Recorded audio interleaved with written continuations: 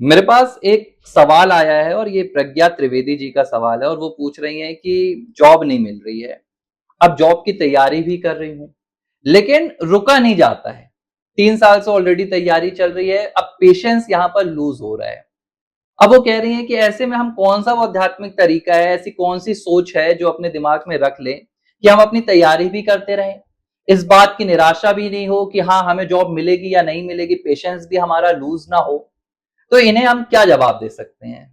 देखिए, यहाँ पे जैसे वो कह रहे हैं कि वो उनका पेशेंस लूज़ हो रहा है, जैसे आपने हाँ, कि बताया। मतलब उनको ये हाँ, भविष्य की चिंता सता रही है चिंता। कि अभी जॉब मिली नहीं, हाँ, अब हाँ। 3 साल की तैयारी भी हो गई है, हाँ, हाँ। भविष्य मेरा क्या होगा? देखिए, उनको तो ये समझना चाहिए सबसे पहले कि जो भविष्य होता है वो अनिश्चित होता है। उसमें कोई ऐसा सर्टेनिटी नहीं होता है कि भाई आपने कोई चीज़ की तैयारी कर ली तो भाई वो चीज़ होना ही होना है, वो आपके मुताबिक नहीं होगा। जो आपके अधिकार क्षेत्र में है, आपको वो करना होगा। आप उसकी तैयारी करें और आप उसमें पेशेंस रखें।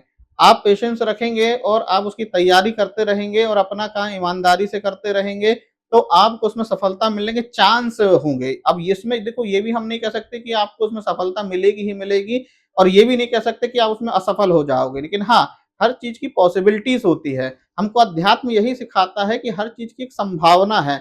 आप किसी भी चीज़ के पीछे इतना मत भागो कि भाई वो आपको ऐसा लगने लगे कि अब वो चीज़ मुझे नहीं मिलेगी तो मैं मतलब कहीं का नहीं रहूँगा। आप ये सोच के अशांत हो जाएँगे। आप इम्पेशेंस हो जाएँगे। तो उससे आपका जो कॉन्फिडेंस जो बिल्ड हुआ है वो लूज़ हो जाएगा और अब आगे के यदि आप कुछ भी कार्य करना चाहेंगे तो आप उसमें भी आप असफल हो जाएँगे।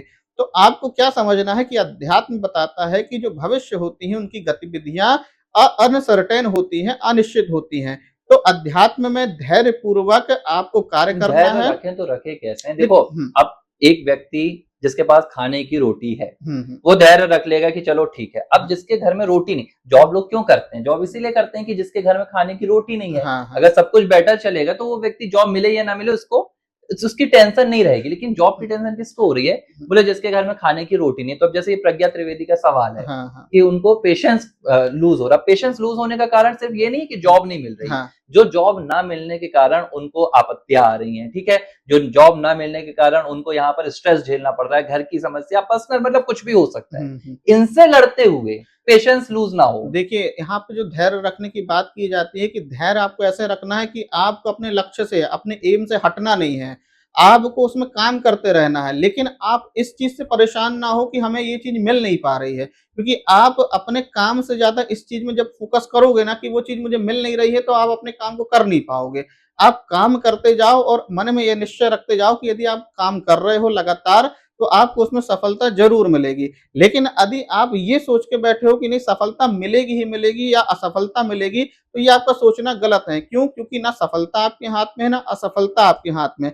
आपके हाथ में है कंसिस्टेंसी। आप लगातार वर्क कर सकते हैं, अपने मन को समझाकर धैर्य रख के कि भाई आपका जो लक्ष्य है, उसको मुझे कैसे अचीव करना है। और दूसरी बात, यदि आप अपना धैर्य खो देते हैं, तो देखिए आपको उससे कोई लाभ नहीं होगा। क्यों? क्योंकि आप जो काम कर रहे थे, वो तो अब आपकी उसकी पूर्ति होगी नहीं। और जितना आपने काम किया वो सब अनावश्यक चला जाएगा, व्यर्थ चला जाएगा, वेस्ट चला जाएगा। क्यों? क्योंकि आपने जिस चीज़ के लिए वो काम किया, उसको आपने को वो चीज़ की प्राप्ति नहीं हुई, तो आपने क्या किया उसको छोड़ दिया। तो जितना आपने मेहनत की थी, जितनी लगन से आपने वो काम किया था, जितना आपने स्ट्रेस झेला था, वो सब का सब वेस्ट हो जाएगा। प्लस आप जब दूसरा काम करोगे ना, तो उसमें क्या होगा, यही जो आपने जो धैर्य खोने के बाद उस काम को छोड़ा था, तो उसका जो कहते हैं ना संस्कार, आपके इस काम में भी बाधा बनेगा। क्यों? क्योंकि आपके मन में क्या आएगा कि भाई मैंने तो उस समय भी ये काम किया था, हो तो उसमें मुझे सफलता नहीं मिली, तो हो सकता है इसमें भी मुझे सफलता ना मिले जो मैं ये नया काम कर रहा हूँ। क्यों? क्योंकि आपने उस काम को छोड़ दिया था। तो यदि इसकी जगह आप उसको छोड़ने की जगह धैर्य पूर्वक आप केवल काम करते जाइए।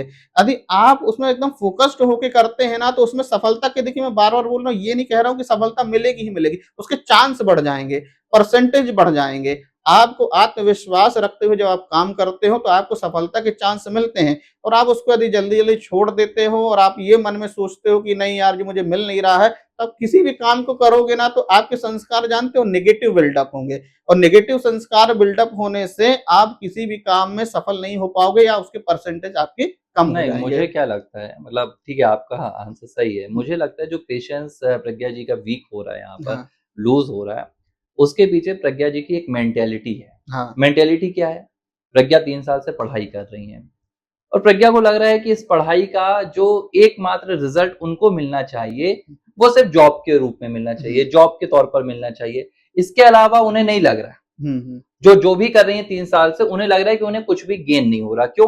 क्योंकि वो ये सोचती हैं कि इसका जो अल्टीमेट रिजल्ट है, वो जॉब है। और ये सिर्फ प्रज्ञा की कहानी नहीं है। हाँ। ये जिसका भी, चाहे अब कुछ लोग स्पोर्ट्स में क्रिकेट की बात कर लेते हैं, भाई रणजी खेल रहे हैं, इंटरनेशनल में सिलेक्शन नहीं हो रहा है, उन्हें भी पेशेंस कई बार लूज होने लगता है। सूर्य कुमार यादव बहुत लेट आए, लेकिन अगर आप सूर्य कुमार यादव का एक एग्जाम्पल देखिए, कुछ 28 साल की उम्र में उन्होंने इंटरनेशनल खेला है और अभी इसी साल वर्ल्ड कप हुआ।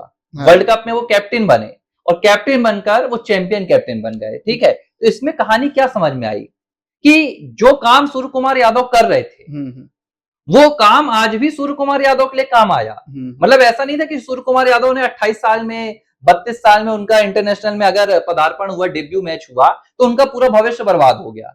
वो सब कुछ एड ऑन हो गया। तो लोग क्या करते हैं, लोग सोचते हैं कि ये जो हमारा 3 साल का वक्त यहाँ पर बीत रहा है, ये कोई एड ऑन नहीं हो रहा है। ये आपको सोच बदलनी होगी। पेशेंस आपका ऐसे ही यहाँ पर मजबूत होगा। आपको सोचना होगा, आप पर डे कुछ पढ़ रहे हैं, ये गेन हो रहा है। आप सुबह उठ भी रहे हैं, एक टाइम टेबल बनाए, एक डिसिप्लिन बनाए, एक पढ़ने की आदत बन रही है, गेन हो रहा है। नॉलेज मिल रहा है, गेन हो रहा है। और जब आप ये सोचने लगेंगे ना यार कि आप पर डे कुछ गेन कर रहे हैं, तो फिर यह पेशेंस आपको लूज होना या उसको कंट्रोल करने की जरूरत नहीं पड़ेगी। ये तभी लूज होता है जब हम उसका सिर्फ एक रिजल्ट देखते हैं। देखिए ना, जैसे आपने सूर्य कुमार जी का जो उदाहरण दिया, यदि देखिए वो उन्होंने पेशेंस खो दिया होता, यदि वो सोचते कि यार मुझे डिले हो गया है या मुझे सिलेक्शन नहीं हो रहा है, यदि वो ऐसा तैयारी करना बंद कर देते, तैयारी करना बंद कर देते, तो होता क्या, आज कप्तान बनते, कप्तान भी नहीं बनते, उस चीज से भटक भी जाते और प्लस जितनी उन्होंने जो मेहनत की ना वो वेस्ट हो जाती उनकी। लेकिन जब उन्होंने क्या किया, उनके मन में क्या था कि मैं यदि इस काम को लगातार करता रहूंगा, तो उनके मन में क्या रहा होगा कि इसके सफलता के चांस रहे होंगे। देखो, भविष्य तो उनको भी नहीं पता था, क्योंकि कोई नहीं कह सकता कि मैं सफल होऊंगा या असफल होऊंगा। लेकिन जब हम काम करते हैं लगातार, तो इतना जरूर पता होता है कि अब सफलता की परसेंटेज ज्यादा हो जाएंगे और असफलता के परसेंटेज कम हो जाएंगे। तो जब ऐसा हम पता करके जब हम काम करते हैं फोकस्ड होके, और जब हम एकदम लक्ष्य बना के कि भाई मुझे ये प्राप्त करना है, परंतु मैं इसमें अपना धैर्य नहीं खोऊंगा, क्योंकि मेरा ये लक्ष्य ही है, मैं इसके बिना मतलब ये मान के चलूंगा कि मैं, ये मेरा पूर्ण लक्ष्य है और इसके बिना मेरा कोई भी काम मुझे और नहीं करना है। तब जब कंटिन्यू आप करते हो ना लगातार, तो एक ना एक दिन आपको सफलता के चांस ज्यादा बढ़ जाते हैं। बिल्कुल बिल्कुल।